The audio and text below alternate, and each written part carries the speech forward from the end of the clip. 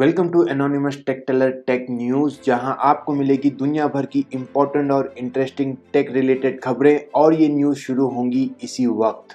पहली बड़ी खबर है बिटकॉइन के बारे में, जहां बिटकॉइन के यूएस के मैनेजिंग डायरेक्टर ने ये इशारा किया है कि बिटकॉइन की बढ़ती पॉपुलैरिटी की वजह से शायद गवर्नमेंट्स बिटकॉइन पे निगरानी रख सकती हैं। ईयर 2020 बिटकॉइन के लिए, जो कि क्रिप्टो करेंसी है, बहुत फ़ायदेमंद साल रहा, जिसमें बिटकॉइन काफ़ी डिमांड में भी रहा था। बढ़ते हैं अगली खबर पे। इरिक्शन इंडिया के हेड नितिन बंसल ने 5G टेक्नोलॉजी को इंडियन यूजर्स के लिए बहुत फायदेमंद बताया है। इरिक्शन इंडिया के हेड ने 5G को इंडिया का गेम चेंजर बताते हुए ये भी कहा है कि 5G की मदद से इंडिया में एज कंप्यूटिंग, आर्टिफिशियल इंटेलिजेंस और AR लोग उनके बिजनेस में अपना पाएंगे, जो इंडियन बिजनेस कम्युनिटी के लिए फायदेमंद होगा।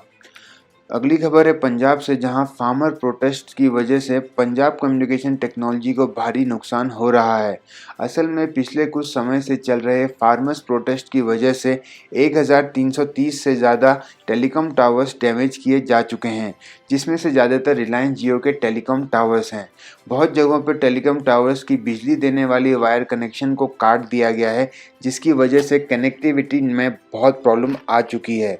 बढ़ते हैं अगली खबर पे, जो आती है हुआवे से। हुआवे ने एक ऐसे लैपटॉप पे काम शुरू किया है जो किरण 990 पे बेस्ड है। इससे ये लगता है कि हुआवे उनके खुद के किरण सीरीज एसओसी को एप्पल के M1 चिप जैसे डेवलप करना चाहते हैं। इंटरनेट पे हुई लीक से लैपटॉप की स्पेक्स पता चली हैं।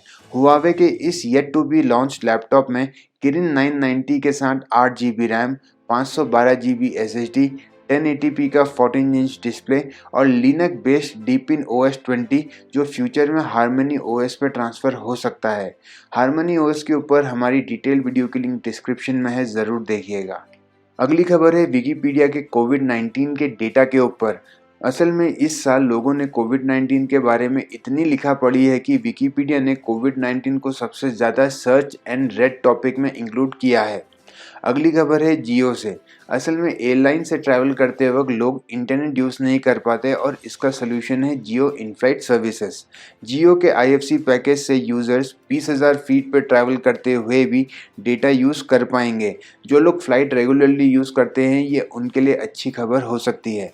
बढ़ते हैं अगली खबर पे, तो फेसबुक ने उनके मोबाइल ऐप को 2021 तक और सिक्योर बनाने का ऐलान किया है।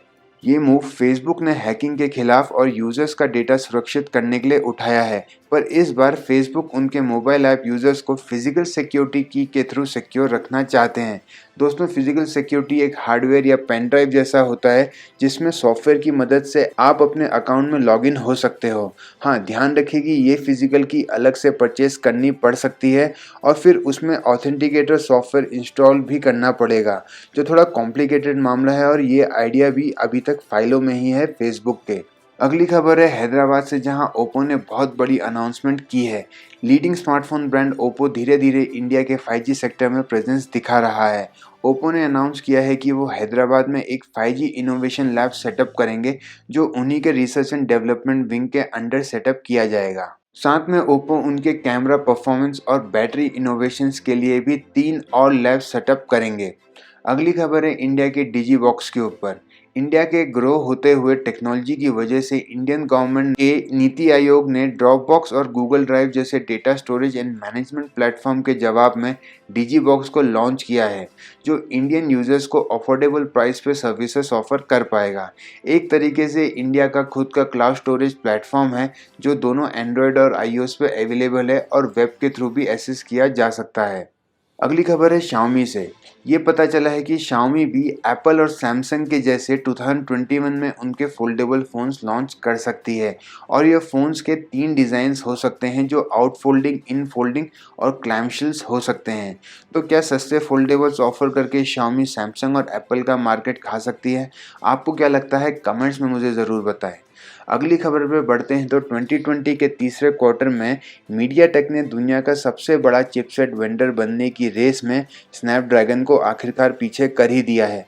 ऐसा इसलिए हुआ है क्योंकि 5G स्मार्टफोन की डिमांड बढ़ रही है, पर क्वालकॉम के महंगे एसओसीज की वजह से स्मार्टफोन मेकर्स सस्ते ऑल्टरनेटिव मीडियाटेक की तरफ चले गए, जिसकी वजह से मीडियाटेक की बिक्री ज़्यादा हुई।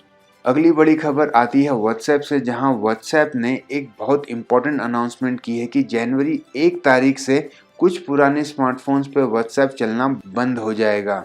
खासकर अगर यूजर्स के पास iOS 9 या Android 4.0.3 या उसके ऊपर के वर्जन्स नहीं है तो। अगर फिर भी यूजर्स को उनके पुराने स्मार्टफोन में जनवरी 1 के बाद भी व्हाट्सएप यूज करना है तो उन्हें कुछ भी करके उनके ओएस को अपग्रेड करना पड़ेगा। तो दोस्तों, ये थी टेक खबरें आज के टेक न्यूज़ एपिसोड की। मैं ऐसे ही इंपॉर्टेंट और इंटरेस्टिंग टेक न्यूज़ लाता रहूँगा। वीडियो को लाइक कीजिए, शेयर कीजिए और चैनल को सब्सक्राइब कीजिए and stay tune to anonymous tech tailor. I'll be back.